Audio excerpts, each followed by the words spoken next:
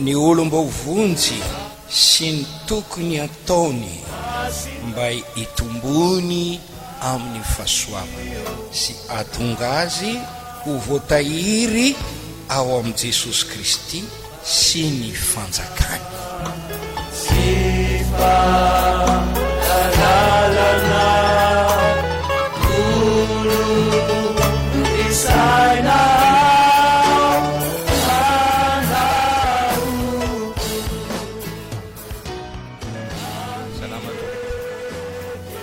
Amaky ny tenin'Andriamanitra isika. Toerana anankitelo no vakintsika ty amboalohany. Ao amin'ny Salamo 2:30, ny andininy 7:7. Isaia 7:7, ny andininy 7:10. Timoty 2:4, ny andininy 4. Toy izao no voasoratra ao amin'ny Salamo 2:30, ny andininy 8. Anome sainanao sy ampianatra anao zay lalakalenao aho, hitsinjo anao ny masoko ka hitarika anao. Isaia 7:7, ny andininy 7:10. Izao no lazain'i Jehova mpanavotra anao, dia ny Ray Masiny Israely. Izao Jehova Andriamanitrao no mampianatra anao ahita soa, sady mitarika anao amin'ny lalana tokony ho alehanao. Timoty 2:4, ny andininy 2, mitory ny teny, mivonona na amin'ny fotoana na tsy amin'ny fotoana, manoroa hevitra, mananara mafy, mamporisy amin'ny faripo sy ny fotom-pampianarana rehetra.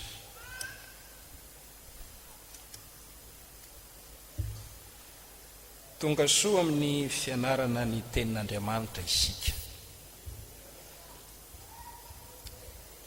Milony ny hidirantsika amin'izany dia teresaka kely aho hoe misaotra amin'ny Tompo isika fa misy olom-bao vonjy eto amin'ity fiangonana ity. Iza moa ireo atao hoe olom-bao vonjy ireo? Ireo dia lehilahy sy vehivavy mpanota tahaka ny olona rehetra teo aloha, fa rehefa nitoriana ny tenin'Andriamanitra na ny filazantsara dia resy lahatra, ka nibebaka tamin'ny fahotany, nanolotra ny fiainany ho an'i Jesosy, nanaiky natao batisa. Ary satria nibebaka izy, nanolotra ny fiainany ho an'i Jesosy izy, tamin'ny finoana no nanaovany izany, nanolo-tena atao batisa ho an'i Kristy izy, dia nahazo famonjena. Izay mibebaka sy mino no hovonjena. Tamin'ny alahady lasa teo dia nisy ireo vao natao batisa miisa 720 sy 300. Isaorantsika an'Andriamanitra ny asa-pahasoavana izay nataon'ny Tompo tamin'ireny lehilahy sy vehivavy ireny. Lazaiko hoe olom-bao vonjy ireny, lazaiko koa fa olona vao niova fo, olom-baovao ao amin'i Kristy Jesosy. Tahaka ny zaza vao teraka eo amin'ny ara-panahy izy ireny, vao niova fo tahaka ny zaza vao teraka. Raha misy zaza anankiray teraka teo amin'ny ara-nofo eto ambonin'ny tany, ka avela fotsiny eo, tsy misy mpampivelona mikarakara azy, tsy misy reny, tsy misy ray, tsy misy olona mandraindraikitra ny aminy, dia izy zava-mampalahelo hitranga eo aminy fa ho faty zany zaza izany. Nisy izy ary teraka, saingy tsy nisy nandray an-tanana amin'ny fiahiana sy ny fikarakarana azy, tanondomondozany fiainany, azo antoka fa ho faty izy. Eo amin'ny ara-panahy koa, ireo vao niova fo dia tena mila fikarakarana be. Tokony ho voataiza tsara mantsy izy ireo, tokony tombo amin'ny fahasoavana izy ireo, tokony aharitra eo amin'ny finoana sy ny fitiavana ary amin'ny famasinana izy ireo, tokony ho voatahiry ao amin'i Jesosy Kristy sy ny fahasoavana izy ireo. Le famonjena noraisiny tamin'ny fotoana nanoloran'ny tenany ho an'ny batisa dia tena zava-misy io, mety ho votsotra nefa io mety ho very io raha tsy misy ny fitombona amin'ny fahasoavana. Fantatsika ny ten'Andriamanitra manao hoe ny faharetanareo no hoatananareo ny ainareo, ary izay maharitra tamin'ny farany no hovonjena. Miatrika zava-misy isika eo ny tantaran'ireny olona atao batisa ireny.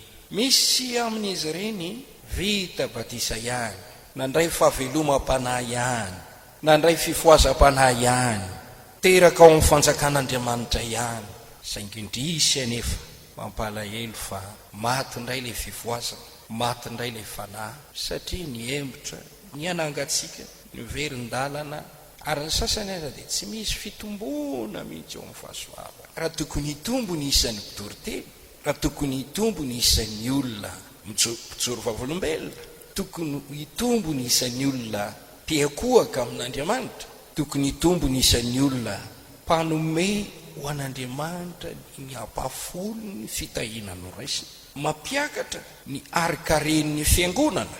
Tsy nisy zany. Maro tamin'ireo izay teraka tao amin'ny fanjakan'Andriamanitra tsy nitombo tamin'ny fahasoavana. Mangataka amin'Andriamanitra tsika mba ho tonga amin'ny fitombona amin'ny fahasoavana ne izay natao batisa rehetra. Tsy isy ao azo ny fiverenan-dalana na ny fangatsiahana na ny fiemorana, tsy isy hiala amin'ny fahasoavan'Andriamanitra, tsy isy hiala amin'i Jesosy. Dia nivavaka ahako noho ny amin'izany vesatra izany, tompo inona no atao. Antatsika fa misy ny mpiaimotra hoy aho, ary ny tantaran'ny zanak'Isiraely dia miresadresaka ny amin'ny fisininy izany ao amin'ny Koritianina 1:10 ka hatramin'ny 12. Fa tsy tiako tsy ho fantatrareo rahalahy fa ny razantsika rehetra dia tambanin'ny raona, ary izy rehetra namaka ny ranomasina, ary izy rehetra dia natao batisa ho amin'ny Mosesy tao amin'ny raona sy ny ranomasina, ary izy rehetra nihinana ny fihinam-panahy iray ihany, ary izy rehetra nisotro ny fisotroam-panahy iray ihany, fa nisotro tamin'ny vatolampy fanahy izay nanaraka azy izy, ary Kristy izany vatolampy izany. Nefa ny akabeazany dia tsy sitrak'Andriamanitra fa naringa ny tany anevitra, ary zany zavatra izany dia ohatra ho antsika mba tsy ho mpila zava-dratsy isika toy ny ilany ireny, aroka tsy ho mpanompo sampy ianareo tahaka ny sasany tamin'ireny, araka ny voasoratra hoe ny olona nipetraka hihinana sy hisotro dia nitsangana ilalao. Aroka tsy hanao favetavetana isika tahaka ny sasany tamin'ireny, ka 3:10 no ringana indray andro. Aroka tsy hakafanany Kristy isika tahaka ny nakany sasany tamin'ireny fanahy azy ka maty ny mena rano. Aroka tsy himonomonona ianareo tahaka ny sasany tamin'ireny izay maty ny mpandringana. Ary zany zavatra rehetra izany dia nanjo azy ireo mba ohatra sady voasoratra izany ho fananarana antsika zay arany faran'izao tontolo izao, ka izay manao azy efa mijoro tsara oka izy hitandrina fandrao lavo. Tamin'ny andro Mosesy mitantara ny zanak'Isiraely, navotan'Andriamanitra tamin'ny tanana mahery ny ala tao Ezipta, nanaovan'Andriamanitra fahagagana afaka tamin'ny fanandevosany Egiptianina, natao batisa tao amin'ny raona sy ny ranomasina, nomena sakafo-panahy, fihinam-panahy, fisotrom-panahy. Ny akabeazan'ireo olona ireo dia tsy sitrak'Andriamanitra, ringana tany anevitra. Nanome fananarana ny ten'Andriamanitra noho izany, oka tsy ho mpila zava-dratsy tahaka ny lanyreny, oka tsy hanao mpisampy, oka tsy hanao favetavetana, oka tsy hakafanan'Andriamanitra, oka tsy monomonina. Nisy karazam-paotana 3 na 4 voalaza eto: le olona novonjena tonga mpila zava-dratsy, le olona novonjena tonga mpanompo sampy, le olona novonjena lasa nanao favetavetana, le olona novonjena lasa nakafanahany Kristy, le olona novonjena lasa mpimonomono teo anatren'Andriamanitra. Mety izy koa olona natao batisa, efa natao batisa, ho latsaka amin'ireo faotana ireo. Ao amin'ny bokin'ny Joda misy teny toy izao ho fananarana. Joda, boky anankiray aloha ny boky ny fanambarana. Ny 5, koa te ampatsiaro anareo aho na dia efa fantatrareo fa iny aza izany fa rehefa novonjen'ny tompo ho afaka tany amin'ny tany Egipta ny olona dia naringa ny any taorianan'izany izay tsy nino. Ho an'ireo efa vita batisa efa ela, ho an'ireo vao natao batisa tamin'ny lahady teo, miantoka ny famonjena antsika, ny fandrosoantsika amin'ny fahasoavana, ny fitombontsika amin'ny fahasoavana, dia raina ny tompo. Raha misy mihemotra dia misy loza miandry azy. Ho mafimafy kokoa ny fitsarana ireo olona efa nomen'Andriamanitra fitahiana be, novoziny tamin'ny fanahy masina, naterany indray, nasiany tombo-kasety tamin'ny fanahy masina, meny fanantenana andova fiainana mandrakizay, nefa niemotra. Mafimafy kokoa ny fitsarana ireny. Koa tsy novonjena mba hoariana ty andalana ty isika, fa novonjena isika mba handova fiainana mandrakizay. Dia raha Andriamanitra ny amin'izany, ny sitrapon'Andriamanitra dia ny atonga ny olona rehetra voavony tsy soverina dia iray azy. Satria izany no sitrapon'Andriamanitra dia mijoro eto aho mba hanome saina ireo natao batisa, mba mpianatra ireo olona natao batisa ny lalana tokony ho alehany, mba hanoro hevitra. Satria ao amin'ny Timoty dia mazava tsara fa anisan'ny asa fanomponay io hoe mitorita eny, mivononana amin'ny fotoana na tsy amin'ny fotoana. Inona koa? Manoroy hevitra. Inona koa? Mananara. Mafy. Inona koa? Mamporsi. Koa amin'ny toriteny zay no manoro hevitra, no mananatra ao amin'ilay torohevitra hanome sainanao aho i Andriamanitra. Itsinjo anao no masoko, ary hitarika anao, ampianatra anao hitasoa, hanoro anao ny lalana tokony ho alehnao. Tiako ny mahafantatra iza daholo moa ny efa vita batisa sy ny natao batisa tamin'ny lahady, mba mitsangana tompoko azafady. Manainga anareo, mitsangana kely. Alleluia. Zay vita batisa. Reto école publique reto agnaty sy natao batisa. Ny vita batisa rehetra. Ny vita batisa rehetra. Andriamanitra mety mahafantatra hoe vita batisa miala tamin'ny fitiavana voalohany, vita batisa mangatsipo, vita batisa miemotra-po, vita batisa ny alany fahasoavana. Tsy toerana tian'Andriamanitra isy anao zany. Andriamanitra manome saina inona ny tokony ataonao. Ho fantatra hoe vita batisa ahoko, inona ny tokony ataoko, inona ny lalana tokony alehako. Vita batisa ahoko, tokony inona ny dingana manaraka indray tokony amindrako mba hiterizako ny fahasoavan'Andriamanitra ny fiainao. Ndatsika ira mpitsanganana ira mamiko loatra sitrako indrindra. Alleluia.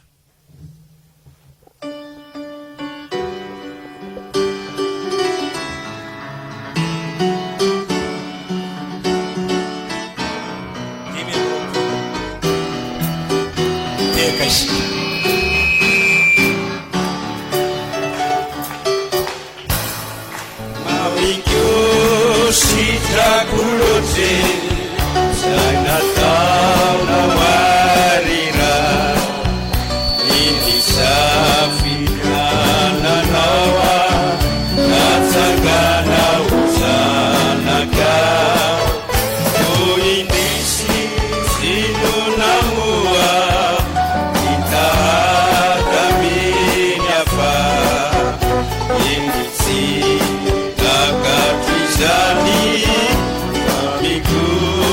ya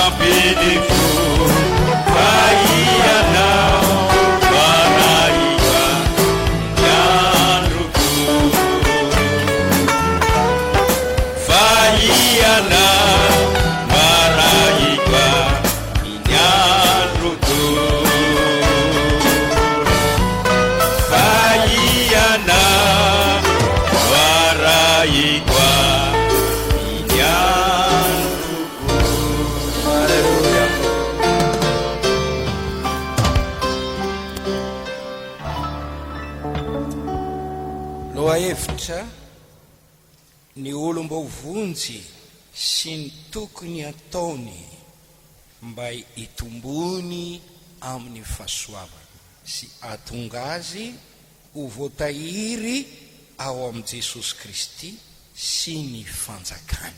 Fanomezana saina, fanomezana hevitra, hanatranatra taridalana ny tokony ataoko eo amin'ny maha-olom-bovonjy ahy, tokony ataontsika amin'ny maha-olom-bovonjy antsika. Zavatra voalohany indrindra dia ity: manao zava-dehibe ilay famonjena no raisina avy tamin'i Jesosy. Meolanja eo amin'ny fiainanao io famonjena nomen'Andriamanitra anao io famonjena no raisinao avy tamin'i Jesosy io. Sarobidy ny famonjena izay nomen'Andriamanitra antsika. Amiko dia tsy misy zavatra azo atakalo an'io. Izany angamba no mahatonga ny mpihira hoe aleko manana an' Jesosy. Mahatonga ny mpihira hoe Jesosy tsy solosoloiko, ary ny mpihira hoe inona no atakaloko an' Jesosy izay mpisoa. Ny olona namorona n'ireny tononkira ireny dia mahalala tsara ny lanja n'ilay famonjena izay nomeny Jesosy azy. Tadidio fa tsy zavatra mora no namonjena antsika. Dia nio sy hevero izay nataon'Andriamanitra ray mba hatateraka ny famonjena antsika. Andriamanitra ray dia nahafoy ny zanany lahatokana. Tiavin'Andriamanitra indrindra izao tontolo izao nomeny ny zanany lahatokana mba tsy ho very izay rehetra mino azy. Manana fiainana mandrakizay. Andriamanitra tsy naniraka ny zanaka nameloko amin'izao tontolo izao mba hamonjy an'izao tontolo izao amin'ny alala. Jaona 3:7-7 milazan'izany. Nafoy ny zanany Andriamanitra ray mba azahoantsika famonjena. Io no fitiavana faratampony izay nasehon'Andriamanitra antsika. Marobe ny zavatra nomen'Andriamanitra antsika: ny masoandro, ny volana, ny rivotra, ny aina, fovonaina, fianakaviana, ankohonana, saina, fahaizana, fahalalana, ny tany. Izao zavatra rehetra izao tsy nijanona tamin'izay Andriamanitra, mbola nanome an' Jesosy zanany, natolony. Andriamanitra nampiseho ny fitiavany antsika, afony mbola mpanota sy tsy nanan-kery isika, maty Kristy tamin'ny fotoan'andro ho famonjena antsika. Jereo izay nataon'i Jesosy, nafoy ny lanitra ary nidina taty ambonin'ny tany izy, nanetry tena, nisedra zavatra mafy, niaritra zavatra mafy, nanolotra ny tenany teo ambony azy fijaliana, nandony vidy ny fanavotana, ny fanasitranana, ny fampivanana, ny fanafahana antsika, nanome ny ainy. Tonga ny zanak'olona nolotra ny ainy ho avitra solomao, ny ainy no nafoiny. Jereo izay nataon'ny mpanompon'Andriamanitra, natsangan'Andriamanitra, tondro amam-bavaka, mikely aina, mikikika, mitsemboka, nitory ny lalam-pamonjena. Nanao an'izany asa fitoriana izany tamin'ny mpitiavana, na mafy tamin'ny mpitomanina any amanginginany ny sasany. Fitiavan'ny Kristina nyery azy ireny, fitaovana nampiasain'Andriamanitra azahoantsika famonjena. Misy teny hoe: hitanareo moa no fiantsonanareo, ny fifidianana nareo. Miteny amintsika efa vita batisa izany, miteny amiko, miteny aminao. Hitanareo moa ny fiantsonanareo, hitanareo moa ny fifidianana nareo. Misiratsika izay manao hoe: hitan' Jesosy tao amin'ny lalinao ka namin'ny rano fo. Nanahoana moa ny toerana nisy atsika? Fa iny mpanota tahaka ny olona rehetra. Zany no voasoratra amin'ny Koritianina voalohany toko voalohany: hitanareo ny fiantsonanareo ry rahalahy, fa tsy firy ny olon-kendry araka ny nofo, tsy firy ny olona mahery, tsy firy ny avorazana no voantso, fa ny adala amin'izao tontolo izao no ny fidian'Andriamanitra hampamenatra ny endry, ary ny malemy amin'izao tontolo izao no ny fidian'Andriamanitra hampamenatra ny mahery, ary izay ambany amin'izao tontolo izao sy izay fanevateva ny fidian'Andriamanitra, ary izay toa hoe tsy misy aza mba voanany misy, mba tsy hisy nofo azo mirere eo anatreny, fa avy amin'ny nanaovana nareo amin'ny Jesosy Kristy izay nataon'Andriamanitra fahendrena sy fahamarinana sy famasinana ary fanavotana ho antsika, mba ho araka ny voasoratra hoe zay mirere aoka Jehovah no reriany. Raha mba samy mandinika ny toerana nisy antsika taloha teo amin'ny fiainam-panahy mpanota izay manana ny karazam-pohitana mahazo azy avy ny olona rehetra mandra-pahatonga azy amin'ny Kristy, ny fiainakaviana misy antsika, ny toe-pahasalamana tao anie dia tena farofo mihitsy, tsy mba nanana an'izany fahasalamana an'izany taony malaheloelo lava, taony tena atao hoe tsisy pijery tsisy mpiahy mihitsy. Ny toerana nisy manrery teo amin'izany toerana nisy antsika izany, na dia lehibe aza ny fahotana, Andriamanitra nampiseho fahasoavana be lavitra. Ny fidy atsika, ny antso atsika tamin'ny fiantsoana masina, azo famonjena ao amin'i Jesosy. Tao zavatra lehibe izany fanafananao izany. Maro mpisotro toka, fa mbola mpisotro toka mandrakakehtriny, fa ianao no tsongain'i Jesosy tamin'ny lalina nafany tamin'ny fisotro toka. Maro ny mpivaritena, mbola ao amin'izany, fa ianao no tsongain'i Jesosy. Maro ny mpanompo sampy, maro ny diso lalana tamin'ny fivavahana, mbola hainy, fa ianao no sotomin'i Jesosy ahitany fahazavany. Maro no nanompo devoly sy feno devoly, mbola feno devoly mandrak'androany, fa ianao kosa no fidian'i Jesosy azy famonjena. Moa mba sarobidy aminao va izany? Tena tokony ho sarobidy aminao izany. Ary raha tsy nisy an'io famonjena sy fanavotana nataon'i Jesosy io, taiza moa ny toerana nisy anao sy nisy ahy ankehitriny. Raha ho anahy manokana, raha tsy nivonjen'i Jesosy ahy dia ngamba tsy fantatro, mety tany ampigadrana, mety koa mety efa maty, satria no niditra dia mety nandray ny tambony izany. Fa Jesosy namonjy, misaotra n'Andriamanitra ao fanovonjeny. Ary lay antso izay nataony tamiko, lay fifidianana azo famonjena ao aminy, dia zavatra manandanja amiko, dia tsy haiko adonona mandrakizay, matoritory fo mieritreritra an'izany. Inona moa mba toerana nisy ahy tao anatin'ny fianakaviana e? Na ny toerana nisy ianao tao anatin'ny fianakaviana e? Iza momba ny asy ny hevitra anao e? Nefa Jesosy namonjy ianao teo amin'izany toerana tsy dia manahoana izany. Tsara ny tompo nanome famonjena ho anao. Ao amin'ny Isaia 1:50 nampatsiaro ny Israely Andriamanitra eto, ka niteny hoe, ndiny voalohany, mino ahy ianareo zay manaraka ny fahamarinana, ianareo zay mitady an Jehovah, jereo ny vatolampy zay nakananareo sy ny ato lavaka zay niedinanareo. Enjereo Abrahama rainareo sy Sara zay niteraka anareo, fa fony mbola tokany izy dia natsoko sy nitahiko ary no hamaroko. Ianareo zay manaraka ny fahamarinana, ianao zany. Ianareo zay mitady an Jehovah, isika izany. Jereo ny vatolampy zay nakananareo sy ny ato lavaka zay niedinanareo. Milaza n'ilay toerana nisy antsika taloha io, jereo ilay toerana tany anaty lavaka, tany anatin'ny Espito, teo ampelantanan'ny devoly, nefa noromban'i Jesosy tonga vavonjy ankehitriny, tao maizina niposaka ny mazava ao amin'ny tompo ankehitriny. Sarobidy izany famonjena izany. Ary eo Petera 1:2-9 dia milazalaza lay fanavotana antsika. Izao no voasoratra ao amin'ny Petera 1:2-9. Fa fantatrareo fa tsy zavatra mety ho simba nataka ny volafotsy sy volamena no nanavotana anareo tamin'ny fitondrantena adala zay azonareo tamin'ny fomba mampanao ny entindrazana, fa ny rahasoan'i Kristy toy ny rano zanak'ondry tsy misy kilema, tsy misy petipetina. Jesosy namonjy antsika nanavotra atsika.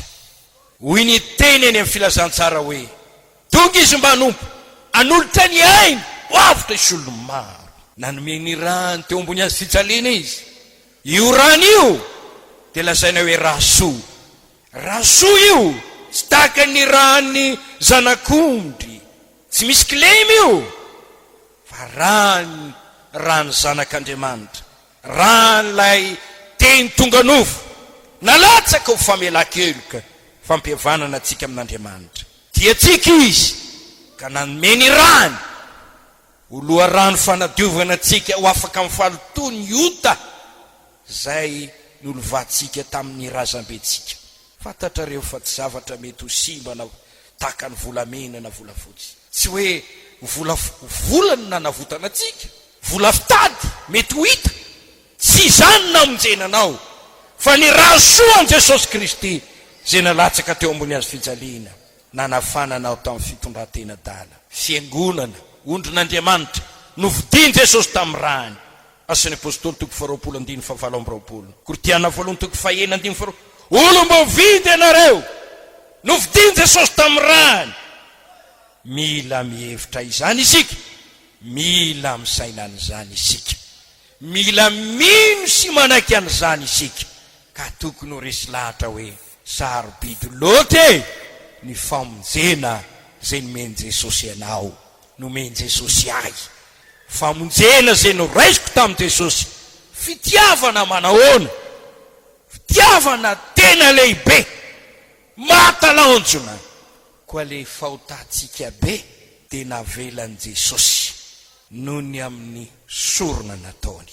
Tsy arotsika faovavela ngamba diso zay miteny hoe ny fahotako kely loatra, za tsy dia nanota be loatra. Tsy ny olona tena na tsy aro tena mpanota dia izy manao hoe mamindraha fo amiko mpanota miaiky. Paoly miteny lohan'ny mpanota aho, tena lohan'ny mpanota tokoa ve izy. Zany fatsapan-tenany, tsy mendrika ho apôstôly aho izy, tsy tonga volana aho izy. Rehefa ny kasian'Andriamanitra ny olona tsy mitsy za aloha dia tsy dia nanota be loatra. Zay ny mavony zanaka pastera na zanakapino. Zay ne tsy dia nanota hatramin'ny fahazazana iny zay dia taizatao hoe tsy dia nanota be. Zay ne tsy mba nanompo sampy zany ka lolo zay mba hanota mba halalana ny faratsiny ota dia avy eo zay mibebaka mahazo famonjena. Ny fahotana rehetra dia mitovy lanja avokoa. Ninina nataonao matserova tena fa raha nanota ianao dia be indrindra izany. Tsy hoe ny fahotana kelikely dia tsy maty Jesosy ny amin'izany, fa maty izy noho ny fahotantsika. Maty na fahotana firy io, na fahotana firy io, dia nafaty an' Jesosy teo amin'ny azy fijaliana io. Tokony ho zava-dehibe aminao ilay famonjena. Dia raha ho Andriamanitra ny amin'izay. Haleloja!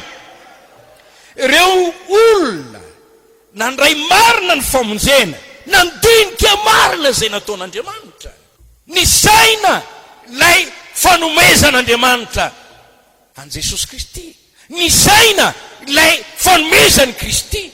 Dia manao zava-dehibe amin'izany famonjena izany, ka mianatra hoe toy izany no nataony ho ahy, mba inona kosa no ataoko azy. Toy izany ny soa nataony tamiko, inona kosa ny soa avaliko azy. Mametraka zava ao am-pozany. Namonjenao Jesosy, inona no ataonao rehefa novonjeny ianao? Namelany helikao Jesosy, inona no ataonao rehefa navela ny helinao? Ary raha ohatra nanafaka anao tamin'ny tanany devoly izy, afaka ianao ankehitriny, inona no ataonao? Nosotaniny ianao, inona no ataonao? Notahiny ianao, inona no ataonao azy ankehitriny? Nitsara anao ny mamany. Fa ao amin'ny Salamo 2:100 dia misy olo-kendry miteny toy izao. 2:100, 2:100 ary ny 4:4. Nino aho ka teniteny, orindrindra aho, hoy aho tamin'ny fatairako, mandainga ny olona rehetra. Inona no avaliko an' Jehova no ny soa rehetra nataony tamiko. Andray ny kapoaka ny famonjena aho, ka iantso ny anaran'i Jehova. Anefa ny voatiko amin'i Jehova aho, eo anatrehan'ny olony rehetra. Raha misy soa nataon'Andriamanitra taminao, inona no ataonao? Inona no avaliko an' Jehova no soa nataony? Jona mampianatra hoe isika ty azy satria izy efa ty atsika taloha. Zany ny olona manome lanja ny famonjena. No vonjena no ny fitiavan'Andriamanitra izy, no tiavin'Andriamanitra indrindra izy. La dia tsy mendrika ho tiavina aza no ny toetrany. Fa Andriamanitra manan-karena tamin'ny fitiavana no namindra fo, namela elika, nanadio ho afaka tamin'ny ota. Voavonjy no ny fitiavan'Andriamanitra isika. Hoy Jaona, isika tia azy satria izay voatiantsika taloha. Mpanao salamo miteny ao amin'ny salamo 7:1 misaoran'i Jehovah ary fanahiko. Aza misy adinonao no fitahiany rehetra. Misaoran'i Jehovah ary fanahiko mba amin'izay rehetra ato anatiko. Ny ovo, ny sainy, ny fanahiko, ny ato anatiko. Ngamba mety teny izy hoe raha manapeo ny organa izay rehetra ato anatiko. Misaoran'i Jehovah. Satria nomeny lanja loatra ilay famonjena nomeny Jesosy.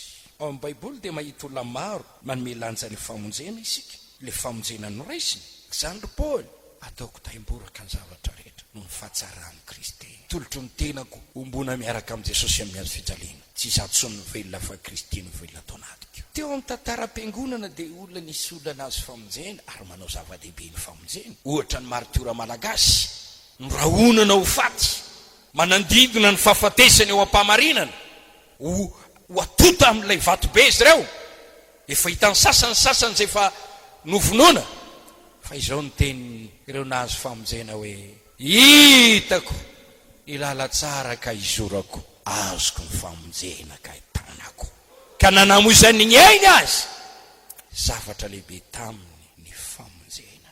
Ry olombavonjy namako, nahazo famonjena isika no ny fitiavan'i Jesosy, nantsoiny ho amin'izao lalana izao. Tsy tsika eny no ny fidy azy, fa izy no ny fidy atsika. Fa soava no namonjena atsika. Tsy dia hoe za no mendrika ny olona rehetra eto ambonin'ny tany. Tsy hoe ianao ny olona tsara indrindra amin'ny olona rehetra eto ambonin'ny tany, fa ianao no ny tendren'Andriamanitra na lahatr'Andriamanitra azo famonjena ao amin'i Jesosy. Tsy ianareo i Jesosy no ny fidy ahy, fa izao no ny fidy anareo.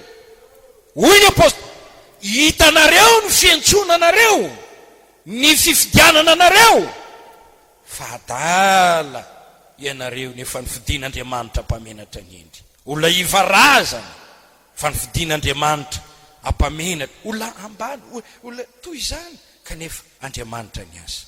Mamiko loatra, sitrako indrindra, hoy ny hira. Amen. Raha sarobidy io famonjena io ka ataona hoe na ho tambazana volabe aza tsinitsinina izany, na tambazana voninahitra aza tsinitsinina izany, na tambazana na inona fandrebrebena hoe manontà mandana avy miaraka amiko indevily am'devily manao an'izany amin'ny zanakanamana mikofa eto amiko amiko anao zao tontolo zao, mikofa eto amiko amiko anao zao tontolo zao. Jesosy nanao zava-dehibe ny mahazanak'Andriamanitra azy, tsy nitinikoaka izy, mandiala ianao ry Satana ho izy. Ho soratra hoe Jehovah Andriamanitra ao no tompoinao, Jehovah Andriamanitra ao no ikofanao. Sarobidy le famonjena. Inona moa ny zavatra sarobidy indrindra eo amin'ny fiainanao? Ianao no mahalala raha zavatra materiel. Sarobidy amiko loatra le famantaranandroko iny le ordinatirako iny ilay akanjoko toy izao iny noho izany dia tsy ho tenatenaiko zany iny fa amin'ny andro manana ny maizy azy hitafiko azy ho ampino tsara ao anaty armoara. Sarobidy amiko iny. Le diplômako iny sarobidy amiko iny. Le certificat azoko taria amin'le formation nataoko sarobidy amiko iny.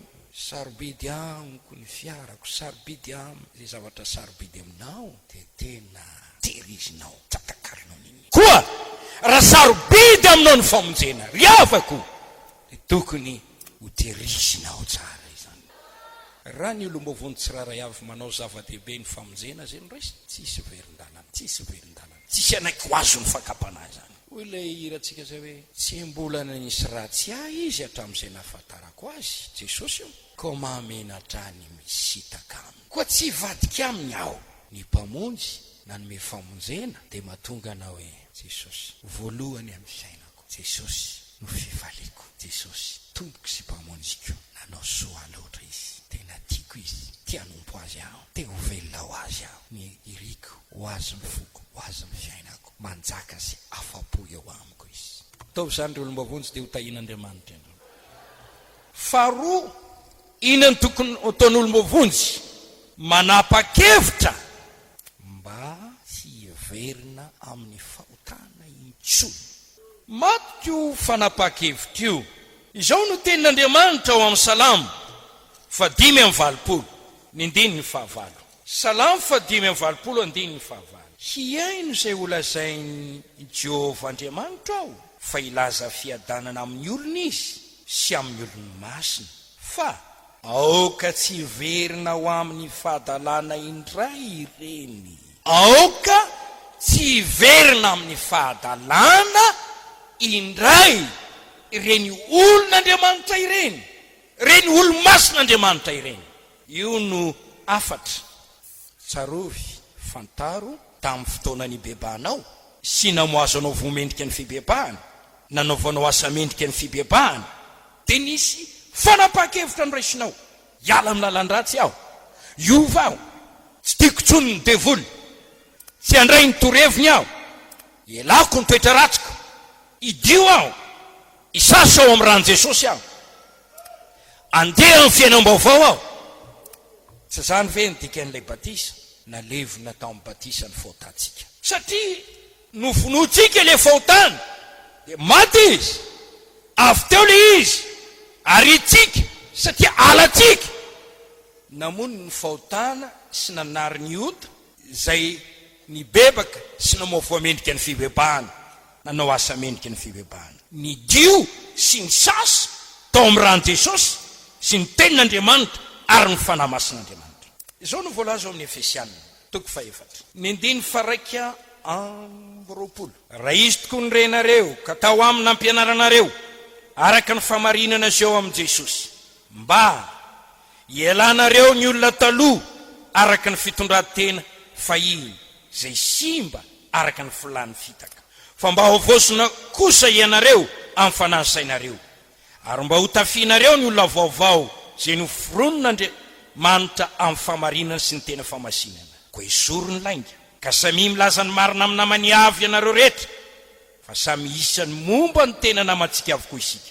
Tezera, faza manota, oka tsotratra ny masandro milendrika ny fahatezeranareo, aza manome fitoerana ho an'ny divoly, oka izay nangalatra tsy hangalatra intsony, fa leo kely aina ka hiasa tsara amin'ny tanany mba hisy omeny izay tsy manana. Oka tsy helokan'ny vavanareo izay teny maloto, fa izay tsara ho fampandrosoana, ary izay tokony anaovana mba azahoany ny miaino fahasoavana. Ary aza mampalahelo ny fanahy masin'Andriamanitra izay nanasiana tombo-kase anareo amin'ny andro fanavotana. Esoro aminareo ny fangidiana rehetra, sy ny fahavinirana, sy ny fahatezerana, sy ny fitabatabana, fitenenan-dratsy. Esoro aminareo ny lolompo rehetra, ary oka samy aleha mifanahy amin'ny namany avy ianareo ka ifampiantra, ifamela eloka tahaka namelan'Andriamanitra ny elokareo noho ny amin'ny Kristy. Ao amin'ny Kolosianina 3:7. Ty andiny ty dia somary lavalava. 1. Ko raha niarana tsangana tamin'ny Kristy ianareo, dia katsao ny zavatra any ambony, any amin'izay toeran'ny Kristy izay mipetraka eo an-tanakavanan'Andriamanitra. Tiavo ny zavatra any ambony fa tsy ny zavatra ety an-tany. Fa efa maty ianareo ary ny fiainanareo miara-miafina amin'ny Kristy ao amin'Andriamanitra. Fa raha iseho Kristy fiainantsika dia ara-miseho aminy koa amin'ny voninahitra ianareo. Koa vonoiny momba ny tenanareo izay ety an-tany dia favetavetana, valotona, filandratsy, fandrindratsy, firemana izay fanompolo-tsampy. Fa izany zavatra izany mahatonga fahatezeran'Andriamanitra amin'ny zanaka ny tsy fankatoavana. Zany koa no nalenareo fahiny fombola velona taminy ianareo. Ko ankehitriny isoro koa ireto rehetra ireto: fahatezerana, fiafinafonana, lolompo, blasfemi, teny maloto avy amin'ny vavanareo. Aza mifandainga ianareo fa efa narianareo le olona taloha mba miasany, ary efa notafianareo le olona vaovao zay avozona amin'ny fahalalana araka ny endrika izay nary azy. Misy hoe isory, isory, isory.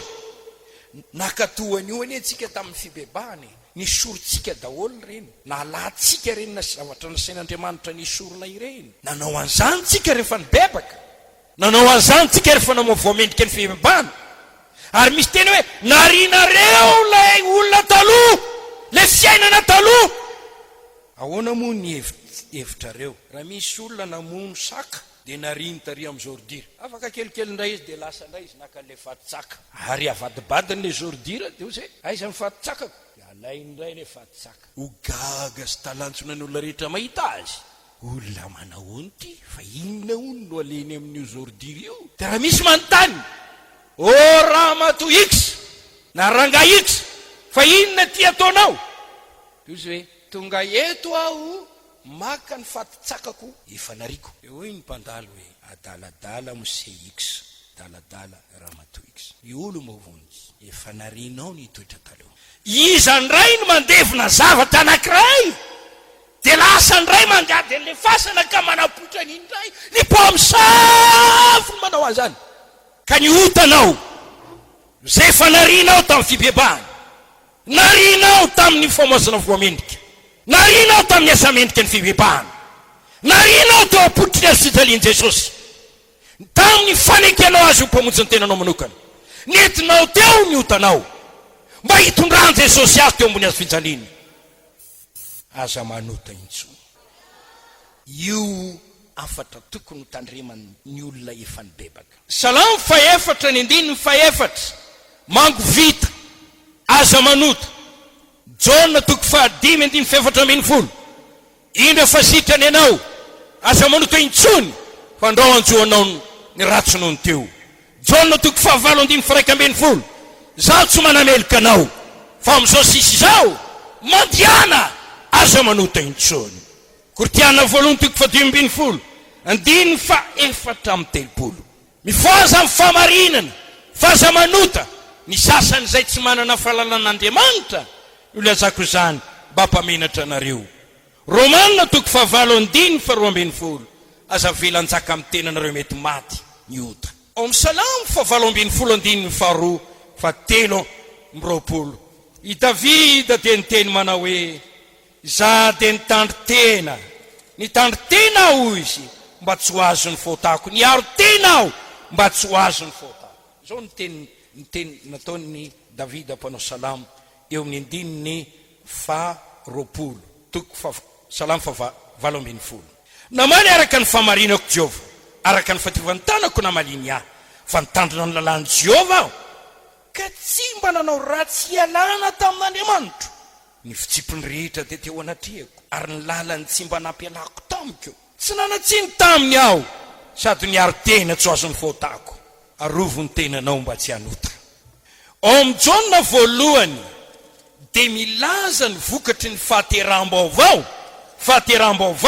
famonjena, fivampo nataon'Andriamanitra. Jona 1:3-7 zay nateraka Andriamanitra no tsy manota, satria ny vono no mitoetra ao anatiny, ary tsy mahay manota izy satria nateraka Andriamanitra. 5:7 fantatsika fa zay rehetra nateraka Andriamanitra dia tsy manota, fa zay nateraka Andriamanitra dia miaro ny tenany ka tsy makasika azy akory lay ratsy. Mafy ny tenin'ny Petera, om Petera 1:2, Petera 1:2, Petera 2 azafady 2:20 fa 2:20. Fa raha misy efa afaka amin'ny fahalotony zao tontolo zao no ny fahalalana ny tsaran'i Jesosy Kristy tompo sy mpamonjy, nefa voasingotra izany fahalotona izany ndray ka izy ny farany ho an'izy ireny dia ratsy ny voalohany, fa tsara aminy raha tsy nalala ny lalàn'ny fahamarinana toy izay hiala amin'ny didy masina natolotra azy.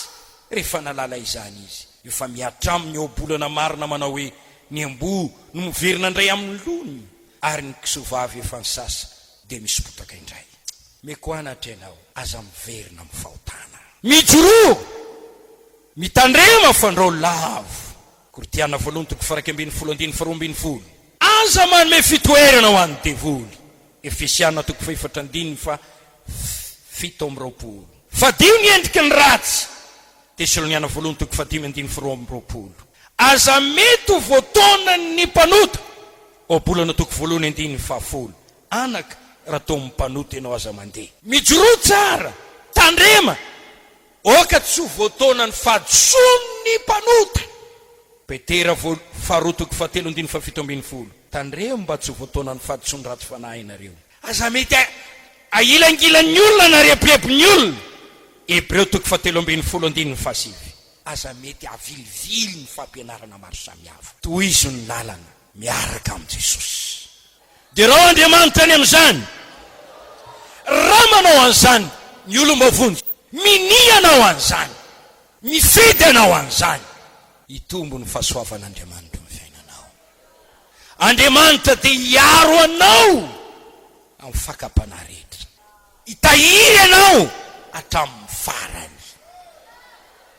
Ny fanaovanao an'izany dia manao ezaka ianao hitahiry ny tenanao ao amin'i Jesosy. Makatoa le teny hoe mitoera ao amin'ny tompo. Hoy izaho ndray mitoera ao amin'ny tompo. Fahatelo, raha velan'ny fotoana, mazotoa misaotra an'Andriamanitra. Aleluia. Jerentsika ao amin'ny Salamo 120:1. Tsara ny misaotra an' Jehovah sy mihira fiderana ho an'ny anaranao ry aviny. Mazotoa misaotra ny tompo. Aleluia. Ny testamenta vaovao dia mampianatra antsika fa isika dia tokony hitondra, tokony ho feno fisaorana. Tsy hoe feno tenin'Andriamanitra fotsiny, tsy hoe feno fahasoavana fotsiny, tsy hoe feno fanamasina fotsiny, tsy hoe feno fahendrena fotsiny, tokony ho feno fisaorana. Ao ve zany? Aleluia. Ao ve zany? Hoy amin'ny teny aminao, ao ve zany? Kolosiana 1:9-12. Oka napakopona ny fiadanan'Andriamanitra, fo amin'izany ny entsona anareo tena iray. Aoka ho feno fisaorana ianareo. Teraina ny tompo. Mampianatra antsika hisaotra an'Andriamanitra ny Baiboly. Mampianatra antsika koa hanome lanja ny fisaorana an'Andriamanitra. Io fisaorana io dia zavatra andrasan'Andriamanitra amintsika. Andriamanitra izay nanome zava-tsoa maro tsy tamposaina miandry amintsika voary mba hisaotra. Raha novonjeny tompo aho, fantako izay nataony ho ahy, ny zavatra tokony hataoko voalohany dia ny misaotra. Tonga ao amin'ny tany famonjeny ianao, misaora an'i Jesosy. Rehefa tonga any an-danitra isika, misaora an'i Jesosy. Amin'ny fanompona ataontsika rehetra dia tokony feno fisaorana isika. Eloka, fahadisoana, fahotana, fomba tsy mety ny manamaivana ny fisaorana an'Andriamanitra. Amin'ny fomaraina aho mivavaka mba hisaotra an'Andriamanitra. Tonga ny alina avy nanao ny asa mandrarako aho, miloha ny dirako eny ambony fandriana dia mivavaka misaotra an'Andriamanitra. Mazotoa misaotra. Aleluia. Andriamanitra mendrika isaorana. Misy andininy hoe Andriamanitra isaorana. Tiako ianao olombavonjy mpisaotra an'Andriamanitra. Aoka ho isan'ireo olombavonjy mpisaotra an'Andriamanitra isika, mpanome fisaorana. Amen. Dia raha ho Andriamanitra, raha sitraka ao dia hamaky andiny soratra masina maromaro ahako ao amin'ny Salamo 5:9. Misaorana Andriamanitsika ny firenena, asandrato ny feo fiderana azy. Salamo 7:20. Misaorana Andriamanitra eo amin'ny fiangonana, eny misaorany tompo ianareo avy amin'ny loharanon'ny Israely. Salamo 5:2. Oka isika keo anatreny amin'ny fisaorana. Salamo 5:2. Mirao an Jehovah misaorany anarany. Salamo 100:4. Midiry eo amin'ny vavahadiny amin'ny fisaorana, eo akianjany amin'ny fiderana, misaora azy mankalazany anarany. Salamo 7:1. Misaorany Jehovah ary fanahiko, ary zay rehetra atao anatiko misaorany anarany masina. Misaorany Jehovah ary fanahiko, aza misy adinonao ny fitahiny rehetra. 2:20. Misaorany Jehovah ianareo anjeliny, zay manatombo amin'ny hely ka makatony didiny sady mihaino feony teniny. Misaorany Jehovah ny miaramilany rehetra, dia ny mpanompony izay manao ny sitrapony. Misaorany Jehovah ny asany rehetra iran'ny fanjakany. Misaorany Jehovah ary fanahiko. Salamo fefatra amin'ny telopolo amby zato. Dia raina ny tompo. Ny andininy voalohany. Indro misaoran'i Jehova ianareo mpanompon'i Jehova, zay mitoetra alina ao an-tranon'i Jehova, manandrata amin'ny tananareo amin'ny fitoerana masina, ka misaoran'i Jehova. Fa raha manao an'izany ianareo, dia tanao avy ao ziona ny Jehova mpanao ny lanitra sy ny tany. Salamo 5:30. Indimy fahaseho ambin'ny folo. Misaoran'i Jehova ry taranak'Israely, misaoran'i Jehova ry taranak'Arona, misaoran'i Jehova ry taranak'Ley. Ianareo izay matahotra ny Jehova, misaoran'i Jehova. Ao amin'ny Tesalonianina, ty amin'ny testamenta vaovao, toko fahatelo, fahadimy, andimy fahafalo. Misaora amin'ny zavatra rehetra, amin'izay miseho, amin'izay mitangy, na tsara andro, na ratsy andro, na mety ny natao, na tsy mety ny natao. Ninino ny lombavonjy tokony hisaotra an'Andriamanitra mandrakariva. Dia raha Andriamanitra ny amin'izany, ny fisaorana dia azo ampiarahana amin'ny hira.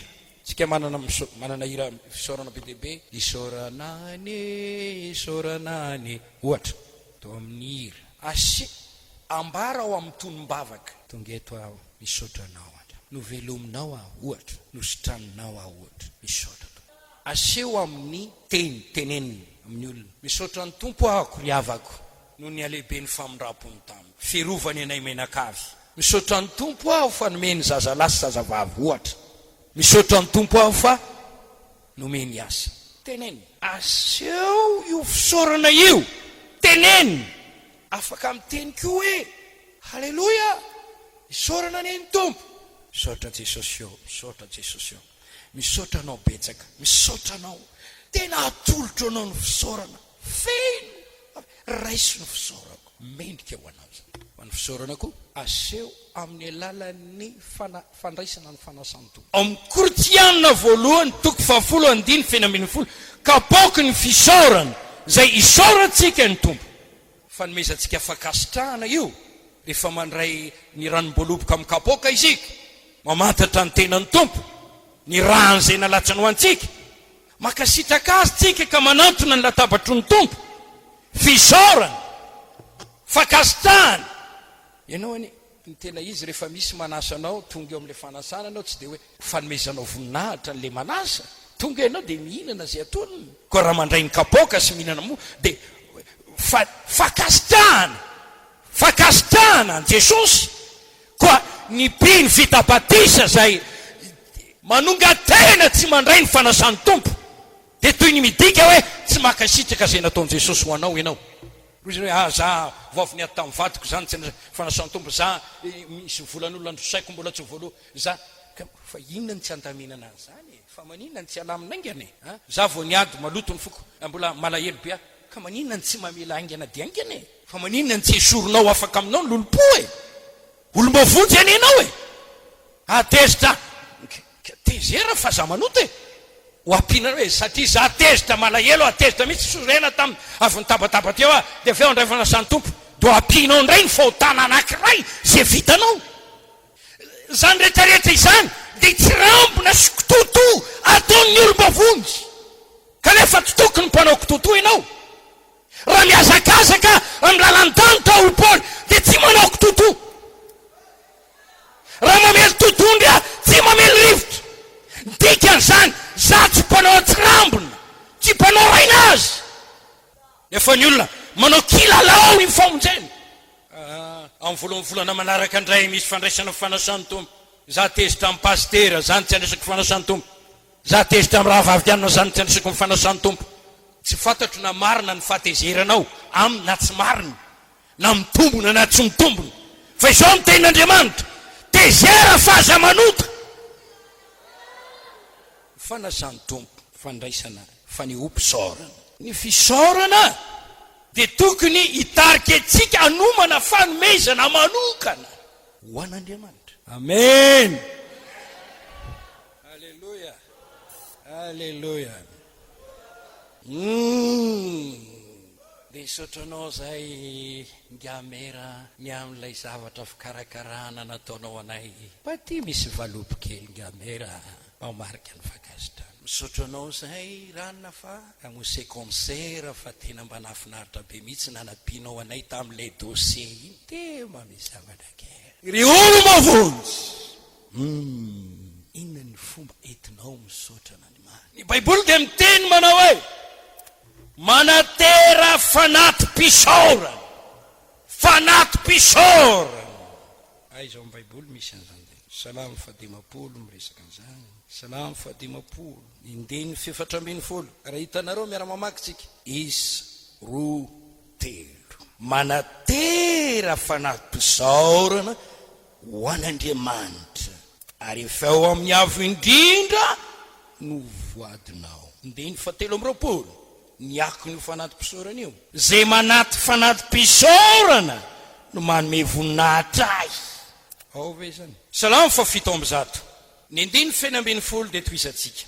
Fa nanorotoro ny varavarana varana izy ary ny idovia no ateriny. Tondra fahoriana ny dala noho ny fahadisoany sy ny eliny, kalainy fananiny anina ary manakaiky ny vavadiny fahafatesana izy. Dia nitaraina amin'ny Jehova ireo raoly ka vonjeny amin'ny fahatereny. Andefiny teniny izy ka nasitrana azy sady nafaka azy tamin'ny fandringanana azy. Oka hideran'i Jehova ny olona no ny fahatsarany ary ny asa magaga ataony amin'ny zanak'olombelona. Ary aoka natitra fanaty-pisaorana izy.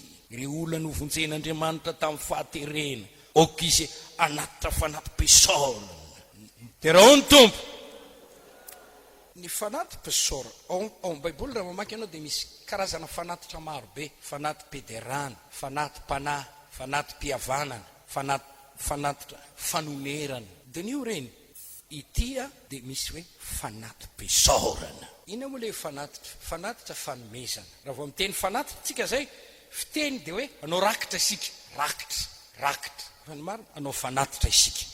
Misy fanatitra maro samihafa ampianaran'ny Baiboly. Ity fanaty-pisaorana ity zay nampianarana atao amin'ny andron'ny lalàna na ataon'ny mpanjaka ty an'Andriamanitra araka ny voasoratra amin'ny tantara faharoa 1920 tamin'ny androny. Dia nisy fanatitra maro samihafa tapoka ny nanaovana le izy. Foy mo fotoana tsy afaka maka an'io tsy ampafolony io. Fa iny efa an'Andriamanitra raha teo etra taky ny alohanao iny. Tsy ilay voalombokatra io hoe makalazany Jehova amin'ny voalombokatra ao na amin'ny fanananao. Fa tsy ilay rakitra tiavatsika tsy fantatro ohatriny menao. Tony tsara fa tena mampianatra anareo mihitsy any. Io fanaty io miteny Andriamanitra oka tsy isy olona isy afoana tsy mitondra fanatitra. Eto mo alefana le izy fa ndreo dia ny olona efa simba amin'ny resaka arabola dia tsy mampaninona fa aza atao maneligelina anao na tsy nitondra inona azy ianao fa ny fonao no atolory. Gamba izany teny izany dia natao an'ireo olona tsy mbola nanolotra ny fony. Ireo olona mbola tsy natsapa-nininona amin'ny zavatra nataon'Andriamanitra. Ka inona tokoa moa no tenenina aminy ao? Izy aza mbola tsy masaka. Azafady. Fa izany dia tsy mitoetra amin'ny olom-bavonjy, amin'ny olona efa nitahian'Andriamanitra. Ko miseho amin'ny fivoriana, tanam-pona, tsy misy nininina. Ny fatahorana an' Jehova no ampianariko anareo. Ny fitiavana an'Andriamanitra no ampianariko anao. Ny fomba ilana sitraka amin'Andriamanitra no ampianarinay anareo. Tsy filanjavatra fa milaza izany izay mba hatonga anao ho mpanome fanaty-pisaorana.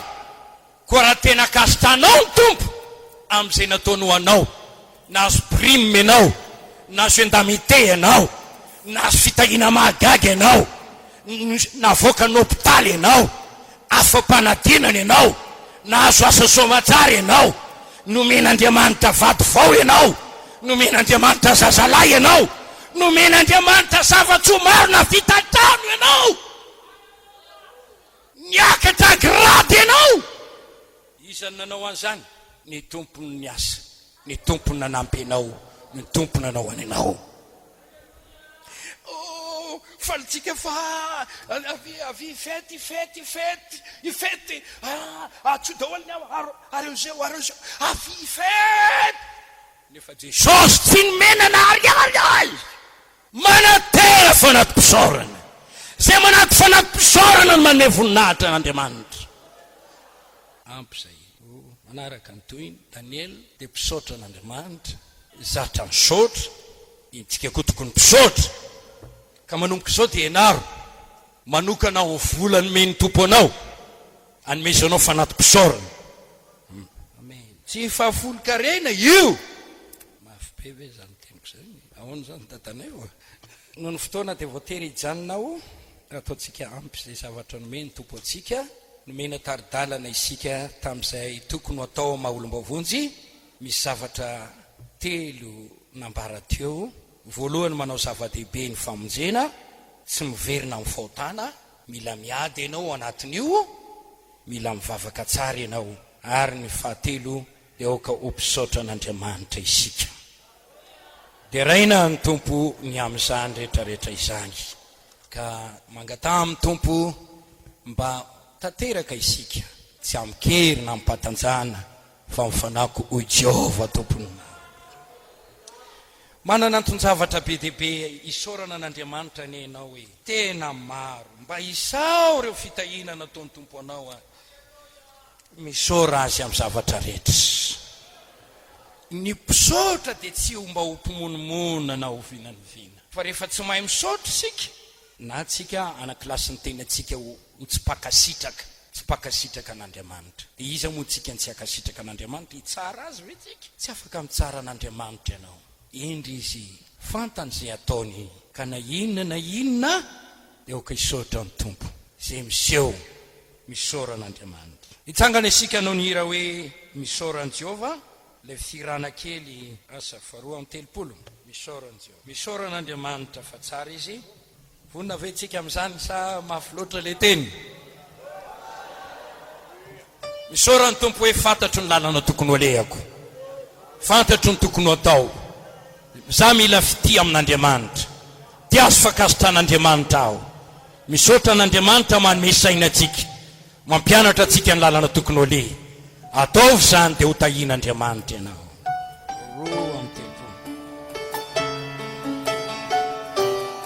isitsika teka manaraka an'izany gadokira zany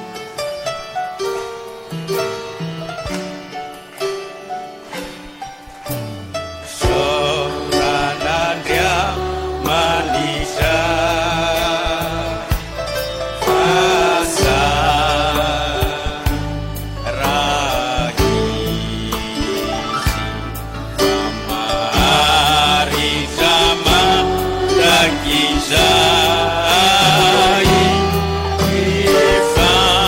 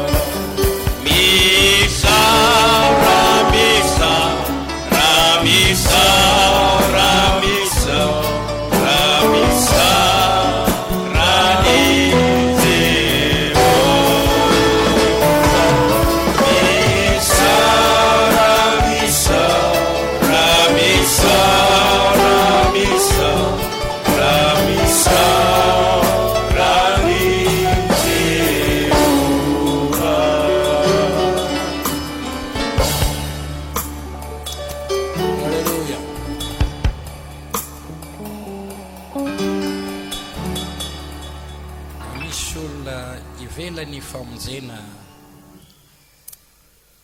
izao ny sitrapon'Andriamanitra tsy tiany ho very ianao, tiany ny ahitanao vavonjy. Ity andro ty andro famonjena, manaiky Jesosy amonjenao, mivavaka mitenena hoe mamindra fo amiko vonjeo aho. Efa olombavonjy isika, za olombavonjy, isay reto olombavonjy, ianao olombavonjy. Fataro ny tokony atao mba hitombotsika amin'ny fahasoavana, hitehirizan'Andriamanitra atsika. Atao zava-dehibe ny famonjena, aza miverina amin'ny ota-intsony, manaova ady amin'ny fahotana, atoloro ny tenanao ho masina ao amin'i Jesosy. Amin'ny andro mpiainanao, alaviro ny fimonomononana, tsy mahazo mitsara n'Andriamanitra isika. Manaiky azy amin'ny zavatra rehetra, ka se hoe fa makasitraka ny tompo anao, aoko feno fisaorana. Ohatra ny taredretra ny valim-bavaka, fadio ny monomonona. Na tsy araka izay verinao azy ny zavatra mitranga, fadio ny monomonona, misaora ny tompo amin'ny zavatra rehetra. Hivavaka isika, ny tompo anampy antsika rehetra. Fitiavanan'i Jesosy, yanisaraka tamin'ny fahotana, efa niloha-bavao ka tsy ovako intsony, miaraka miny mandraky Isaia, sasabona nipitaona, amilvily fitiavako azy, azonao hoe sorena mikavoko, na inona nanako, fa Jesosy mpamonjiko mitoetra to anaty, tsy vitanao ny anay sotrazy aho, sasabona nipitaona, amilvily fitiavako azy, na te ho tambazana renako, na tambina mikevitra sy vola be, de amiko tsy misy soa miny zavatra olo, Jesosy anino ataoko reharo, sasabona nipitaona, amilvily fitiavako azy, mbola tsy nanisy ratsy izy, hatramin'izay nafantarako azy, ka mamenatra izay sitraka miny, fa dia tsy vady-palekena, sasabona